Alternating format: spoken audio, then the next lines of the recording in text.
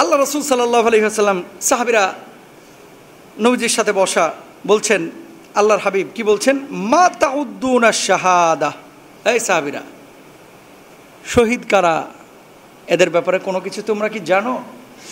এবার সাহাবীরা কি বলছেন খেয়াল করেন। ক্বালু, সাহাবীরা জবাব দিলেন, ওগো নবীজি, আল কতলু ফি সাবিলিল্লাহি তাআলা, যারা আল্লাহর রাস্তায় লড়াই করে শহীদ মারা যায় তারাই তো শহীদ। আল্লাহর নবী বললেন, ক্বালা রাসূলুল্লাহ সাল্লাল্লাহু আলাইহি ওয়াসাল্লাম, আশ-শাহাদাতু সাবউন সিওয়াল কতলি ফি সাবিলিল্লাহ, 7 শ্রেণীর শহীদ আছে। আল্লাহর রাস্তায় লড়াই করলে যেমন শহীদ হয়, এদের মতো আল্লাহ রাব্বুল আলামিন এই মানুষগুলোকেও শাহাদাতের মর্যাদা দান করেন। বলুন সুবহানাল্লাহ। মানে হুকমান শাহাদাতের মর্যাদা দান করেন।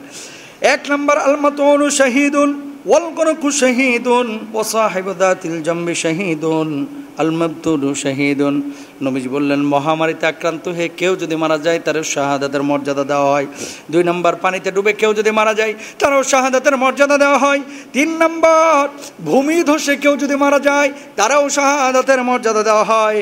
4 নম্বর, আল্লাহর নবী বললেন, পেটের পীড়ায় পেটের রোগে আক্রান্ত হয়ে কেউ যদি মারা যায় আল্লাহ রাব্বুল আলামিন ওই ব্যক্তিকেও শাহাদাতের মর্যাদা দিয়ে দেন। পেটে পাথর হয় না অনেকের, পেটের পীড়ায় আক্রান্ত হয়ে কেউ মারা গিয়েছে, একে শাহাদাতের মর্যাদা দেবে। সুবহানাল্লাহ বলেন। আবার দোয়া করেন, আল্লাহ পেটের ব্যথা বাড়ায় দাও, এ জায়েজ আছে এগুলা? হ্যাঁ, জায়েজ নাই। পেটের ব্যথা বাড়ায় দাও, জায়েজ নাই, এটা বলা যাবে না। ওয়াসাহিবুল হারিকি শাহীদুন, আগুনে পুড়ে মারা গেছে, আল্লাহ তাআলা তারও শাহাদাতের মর্যাদা দিবেন। বিল্ডিংয়ে আগুন লেগেছে, আগুনে পুড়ে মারা গিয়েছে।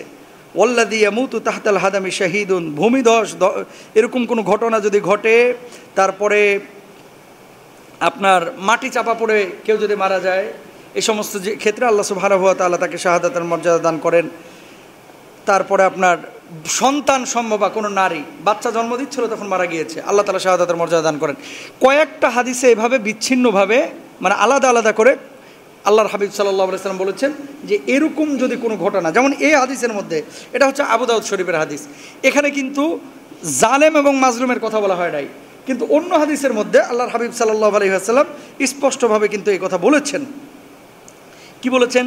যে মান কতালা দুনা, আল্লাহ রাসূল কি বলছেন আল্লাহর হাবিব সাল্লাল্লাহু আলাইহি ওয়াসাল্লাম, যে কেউ যদি লড়াই করে জালেমের সাথে মাজলুম হয়ে, কেউ যদি লড়াই করে জালেমের সাথে মাজলুম হয়ে, মানে আপনি মাজলুম, আপনার উপর অত্যাচার করতেছে আর সে ব্যক্তি জালেম, কেউ যদি সে লড়াইরত অবস্থায় এভাবে মারা যায়, আল্লাহর হাবিব বলছেন সেও শাহাদাতের মর্যাদা লাভ করেন। এটা নবীজি বলেছেন। এটাও আবু দাউদ শরীফের অন্য হাদিসের মধ্যে আছে, তিরমিজির মধ্যেও এই বিষয়টি আছে।